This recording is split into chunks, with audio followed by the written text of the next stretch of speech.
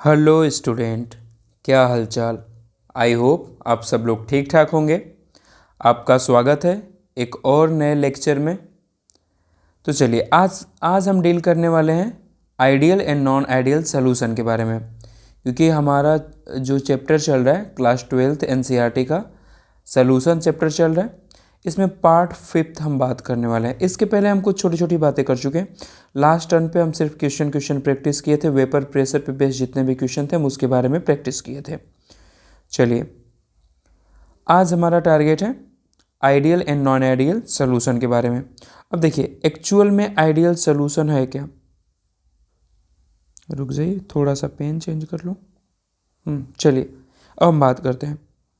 देखिए, जो solution Raoult's law को फॉलो करे, यानी राउल्स लॉ की जो बातें हैं, जो कंडीशन है, उनको फुलफिल करे, वो आइडियल सोल्यूशन होता है। और ये जो राउल्स लॉ है वो किसी भी कॉन्सेंट्रेशन और किसी भी टेम्परेचर पे वैलिड होना चाहिए। जैसे राउल्स लॉ के बारे में हम बातें किए थे, डाल्टन्स लॉ के बारे में बातें किए थे। अगर आप इनके बारे में नहीं जानते हैं तो इससे पीछे वाली वीडियो को आप जाके देख लें, ठीक है। चलिए, तो ideal solution, this solution which obey Raoult's law at any concentration and temperature known as a ideal solution. सिर्फ इतना ध्यान रखिए, जो सोल्यूशन राउल्स लॉ को किसी भी कॉन्सेंट्रेशन और किसी भी टेम्परेचर पे ओबे करे, उसको फॉलो करे, वो आइडियल सोल्यूशन होता है। तो ये कुछ कंडीशन है, इसके बारे में ध्यान देते हैं।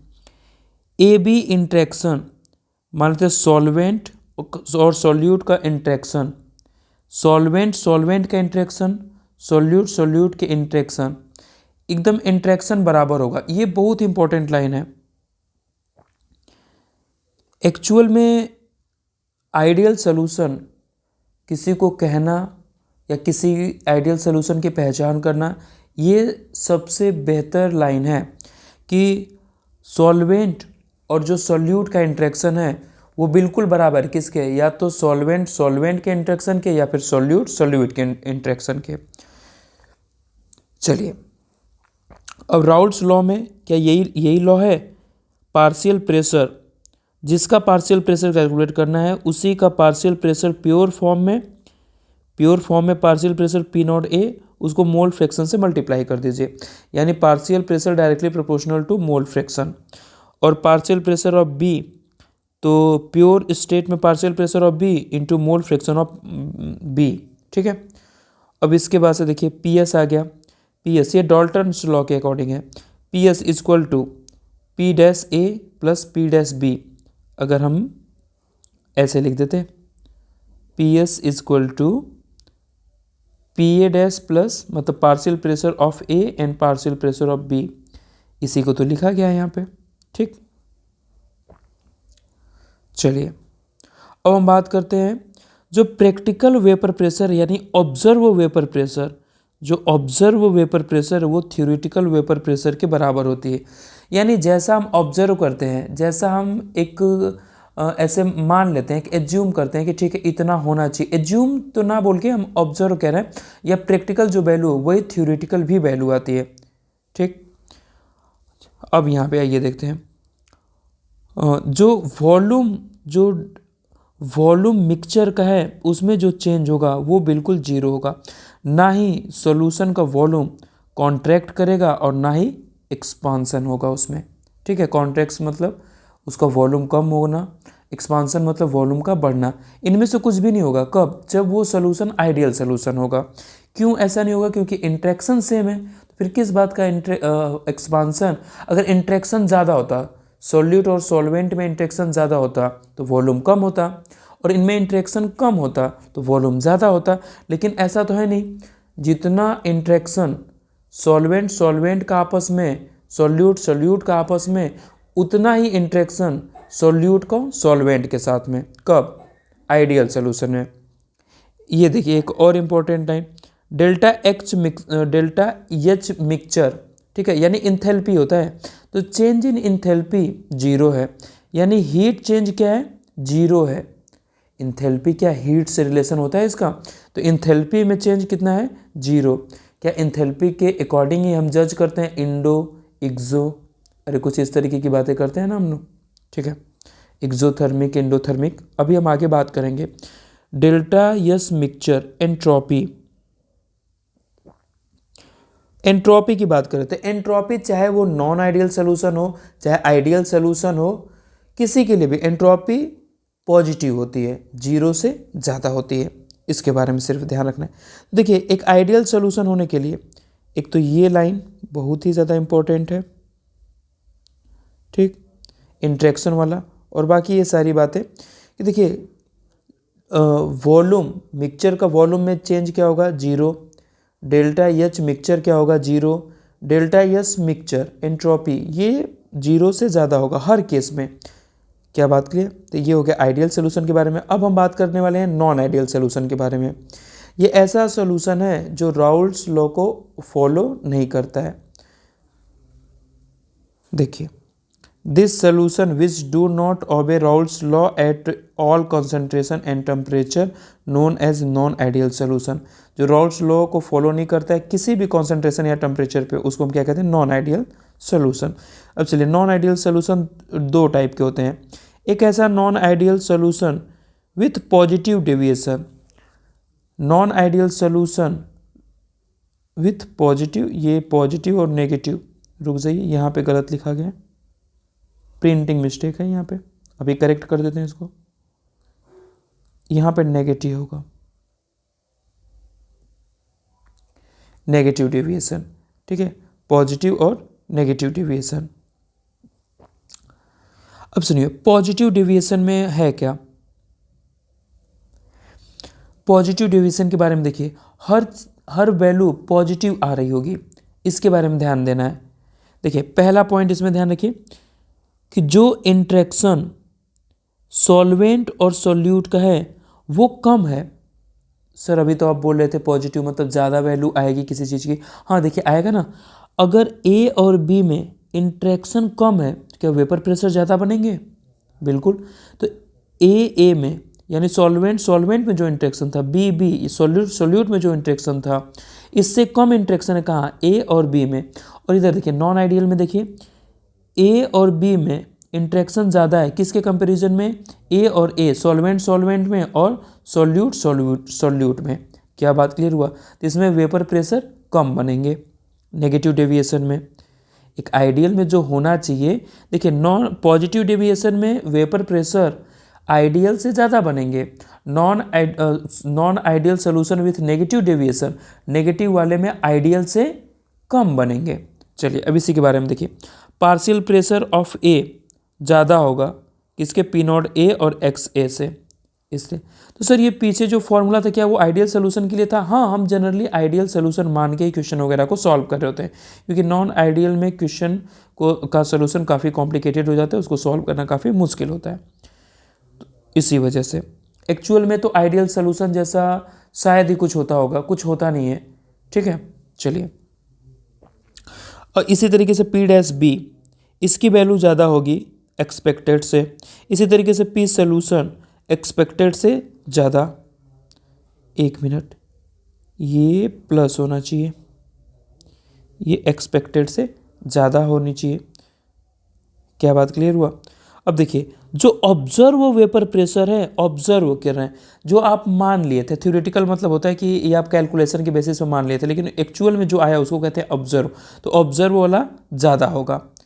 ऐसे हमेशा ध्यान रखिए, जो वॉल्यूम में चेंज है, मिक्सचर के वॉल्यूम में जो चेंज है ये पॉजिटिव चेंज होगा। डेल्टा एच मिक्सचर ये भी पॉजिटिव होगा। पॉजिटिव होने का, डेल्टा एच के पॉजिटिव होने का मतलब होता है कि इंडो, देखिए डेल्टा एच अगर पॉजिटिव है तो इसका मतलब है इंडो। अच्छा, इंडो होने का मतलब स्ट्रॉन्ग बॉन्ड ब्रेक कर रहे हैं आप। इंडोथर्मिक होने का क्या मतलब? हीट दे रहे हैं, तो सॉल्वेंट का बॉन्ड ब्रेक होगा, सॉल्यूट का बॉन्ड ब्रेक होगा, तब तो जाके सॉल्वेंट और सॉल्यूट का बॉन्ड बनेगा। तो पहले बॉन्ड को ब्रेक करना है। तो इंडोथर्मिक होने का मतलब क्या है? कि जो इंट्रैक्शन है वो ज़्यादा है, किसके बीच में? सॉल्वेंट के बीच में या सॉल्यूट के बीच में। देखिए यहीं पे सबसे ये पहली लाइन देख लीजिए। क्या बात क्लियर हुआ? जो वीक बॉन्ड क्या हो रहा है, फॉर्म हो रहा है, बन रहा है, तो क्या इंडोथर्मिक होगा, बिल्कुल एनर्जी देनी पड़ेगी। और डेल्टा एस मिक्सचर ये तो हर केस में पॉजिटिव होगा। देखिए इधर नेगेटिव वाले में भी। चलिए अब आइए इधर देखते हैं, इसमें हर वैल्यू एक्सपेक्टेड से कम होगी। देखिए एक्सपेक्टेड से सारी वैल्यू कम होगी। इसमें observe vapour pressure theoretical vapour pressure से कम होगा। वॉल्यूम में जो चेंज है वो भी नेगेटिव होगा। और डेल्टा एच मिक्सचर भी नेगेटिव, नेगेटिव होने का मतलब एक्सो होगा। वीक बॉन्ड ब्रेक हो रहा है, स्ट्रॉन्ग बॉन्ड फॉर्म हो रहा है। देखिए यहाँ पे ए और बी में स्ट्रॉन्ग बॉन्ड बन रहा है, ए और बी में स्ट्रॉन्ग बॉन्ड बन रहा है, ठीक। तो ए और बी में स्ट्रॉन्ग बॉन्ड बन रहा है। अब आ जाइए देखिए यहाँ पे, और डेल्टा एस मिक्सचर क्या है, 0 से कम है। अब हम देखते हैं ये पॉजिटिव डेविएशन में। देखिए एक्सपेक्टेड, ये मोल फ्रैक्शन वाला था, कुछ हम पहले यहाँ पढ़ते थे एक्स ए इक्वल टू 0, फिर इधर जाते थे तो एक्स ए इक्वल टू 1 होता था, इधर एक्स बी इक्वल टू 0, जब यहाँ से यहाँ जाते थे तो इधर एक्स बी इक्वल टू 1 होता था। क्या बात क्लियर है? अब यहाँ पे देखिए एक्सपेक्टेड से, देखिए ये एक्सपेक्टेड है, इससे ज़्यादा बन रहा है, ये एक्सपेक्टेड है, इससे कम बन रहा है। इसी तरीके से हर केस में देखिए यहाँ पे भी कम बन रहा है, यहाँ पे भी कम बन रहा है, यहाँ ज़्यादा बन रहा है, यहाँ भी ज़्यादा बन रहा है। तो वर्टिकल लाइन पे वाई एक्सिस पे वेपर प्रेशर, एक्स एक्सिस पे मोल फ्रैक्शन है। क्या बात क्लियर हुआ? तो ये पॉजिटिव डेविएशन हो गया यहाँ पे, और यहाँ पे नेगेटिव डेविएशन हो गया। क्या बात समझ में आ रही है? Practically there is no solution which we have as ideal solution. Practically, अगर प्रैक्टिकली बात की जाए तो कोई आइडियल सोल्यूशन जैसा कुछ नहीं होता है। But the solution having similar interaction, क्या इसके बारे में भी बात हो रहा था? सिमिलर इंट्रैक्शन हो किसके किसके बीच में? सॉल्यूट सॉल्यूट के बीच में, सॉल्वेंट सॉल्वेंट के बीच में, या सॉल्यूट सॉल्वेंट के बीच में, ऐसे मॉलिक्यूल हों तो ये आइडियल सोल्यूशन का फॉर्मेशन करते हैं। फिर ये आइडियल सोल्यूशन का फॉर्मेशन करते हैं। देखिए आइए आइडियल सोल्यूशन को देख लेते हैं फिर से एक बार। देखिए आइडियल सोल्यूशन में इंट्रैक्शन ए बी के बीच में इंट्रैक्शन जितना है उतना ए के बीच में, उतना ए बी के बीच में इंट्रैक्शन है। क्या बात समझ में आ रही है? ठीक है, चलिए अब इसमें एनसीईआरटी में एक टॉपिक और दे रखा है, एजियोट्रॉपिक मिक्सचर, एजियोट्रॉप्स के बारे में। ये भी एक तरीके का बाइनरी सोल्यूशन है। बाइनरी दो कंपोनेंट है, सॉल्यूट और सॉल्वेंट, दोनों लिक्विड हैं, ठीक। फिक्स कंपोजिशन, इसमें कंपोजिशन बिल्कुल फिक्स होना चाहिए, कितना परसेंट सॉल्यूट कितने परसेंट सॉल्वेंट बिल्कुल फिक्स होगा। जैसे percentage solute plus percentage solvent, ये फिक्स होगा कि कितना परसेंट होगा वो। Boil at a constant temperature, constant temperature मतलब सॉल्यूट और सॉल्वेंट दोनों एक ही कॉन्सेंट्रेशन पे बॉयल होंगे। कब? जब उनका मिक्सचर बना दिया जाएगा। एक्चुअल में इसके बारे में समझिए, ये एक ऐसा मिक्सचर है जो फ्रैक्शनल डिस्टिलेशन से भी अलग नहीं होता है, ठीक। It is not possible to separate the component by fractional distillation. Component किससे किससे वो सोल्यूशन या मिक्सचर बना हुआ है, ये फ्रैक्शनल डिस्टिलेशन से भी नहीं अलग होता है। देखिए हम लोग कुछ टाइम 1-2 लेक्चर पहले ये सारी बातें कर चुके हैं कि लिक्विड फेज में मोल फ्रैक्शन एक्स ए से लिखते हैं, वेपर फेज में मोल फ्रैक्शन वाई से लिखते हैं, मतलब एक्स से लिखते हैं इधर, वाई से लिखते हैं इधर। लिक्विड फेज में एक्स, वेपर फेज में वाई। जब हम राउल्ट्स और डाल्टन्स लॉ में रिलेशन निकाल रहे थे तब ये बातें आई थी, क्योंकि राउल्ट्स ने लिक्विड को लेके समझाया था, डाल्टन ने वेपर फेज को लेके समझाया था। देखिए तो जो मोल फ्रैक्शन लिक्विड फेज में है सॉल्वेंट का, वही वेपर फेज में भी मोल फ्रैक्शन होगा सॉल्वेंट का। ए हम सॉल्वेंट मान चुके हैं। और यहाँ पे X B mole fraction of solute in liquid phase, और Y B mole fraction of solute at vapour phase. ये दोनों बराबर होने चाहिए बिल्कुल, ठीक है। ये किसकी कंडीशन है? एजियोट्रॉपिक मिक्सचर की कंडीशन है। अगर ऐसा होगा तो फ्रैक्शन डिस्टिलेशन कर ही नहीं पाएंगे। क्यों नहीं कर पाएंगे? क्योंकि जितने लिक्विड फेज में मोल फ्रैक्शन है वही वेपर में बन जाएंगे। जब यानी मतलब कि सॉल्वेंट वेपर में कन्वर्ट होगा उसी टाइम सॉल्यूट भी वेपर में कन्वर्ट हो जाएगा, और फ्रैक्शनल डिस्टिलेशन वेपर फॉर्म में, जैसे मान लो दोनों के अगर दो किसी लिक्विड का बॉइलिंग पॉइंट अलग है तब हम उनको फ्रैक्शनल डिस्टिलेशन से अलग अलग कर सकते हैं, लेकिन एजियोट्रॉपिक मिक्सचर जब बनता है ना तो इसमें बॉइलिंग पॉइंट ही कांस्टेंट हो जाता है, उस मिक्सचर का बॉइलिंग पॉइंट ही कांस्टेंट हो जाता है। देखिए यहाँ पे boil at a constant temperature, क्या बात क्लियर है। अब एजियोट्रॉप मिक्सचर दो टाइप के होते हैं, एक होता है मिनिमम बॉइलिंग पॉइंट एजियोट्रॉप, एक होता है मैक्सिमम बॉइलिंग पॉइंट एजियोट्रॉप।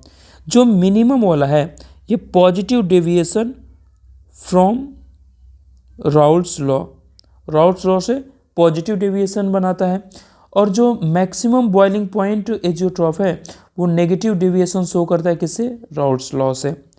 अब इसमें एग्जाम्पल ये याद कर लीजिए, काफ़ी इंपॉर्टेंट है ये एग्जाम्पल।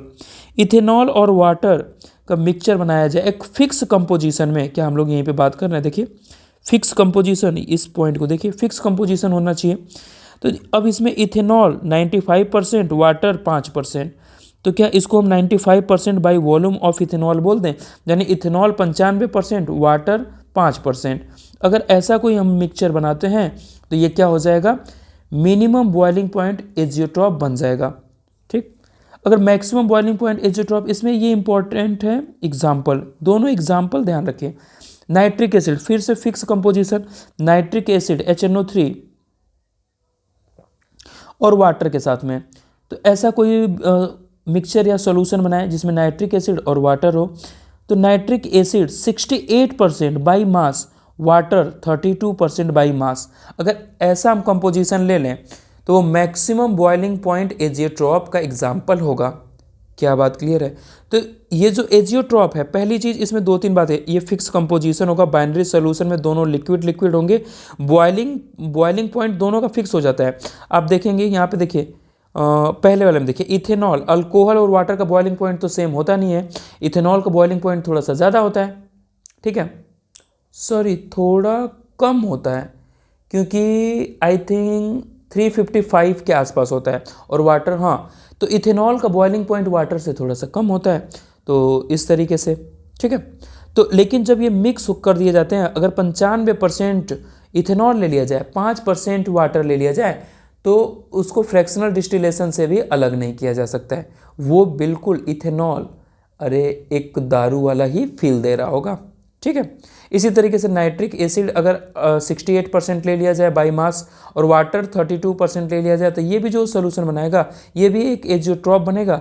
हाँ, जो इथेनॉल और वाटर वाला है ये मैक्सिमम बॉइलिंग पॉइंट एजियोट्रॉप का एग्जांपल है, सॉरी मिनिमम, क्या कर रहा हूँ मैं, ठीक है, minimum boiling point azeotrope ethanol और वाटर वाला, maximum boiling point azeotrope nitric acid और वाटर वाला। अरे इसके पहले मैं मिनिमम और मैक्सिमम में कुछ गलत बोल दिया हूँ तो आप लोग संभाल लीजिएगा, सही लिखा हुआ है यहाँ पे, ठीक है। तो चलिए आज देखिए, आज हम पढ़े क्या है, अरे कुछ पढ़े ही नहीं है, थोड़ा सा बच्चों जैसा बात किए।